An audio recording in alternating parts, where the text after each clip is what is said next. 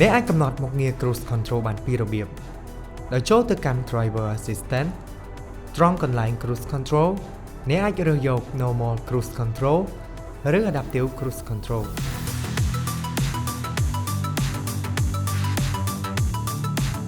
ព្រមទាំងអាចបើកដំណើរការមុខងារ Lane Centering ផងដែរដើម្បីដំណើរការមុខងារ Adaptive Cruise Control គ្រាន់តែចុចប៊ូតុង Cruise នៅលើដៃចង្កូតបន្ទាប់មកចុចប៊ូតុង Set ដើម្បីភ្ជាប់ Cruise Control អ្នកក៏អាចកំណត់ការបន្ថែមបន្ថយល្បឿននៅលើប៊ូតុងតែមួយនេះផងដែរចុចប៊ូតុងរក្សាគម្លាតដើម្បីកំណត់គម្លាតពីឡានខាងមុខ1ទៅដល់4ឡាន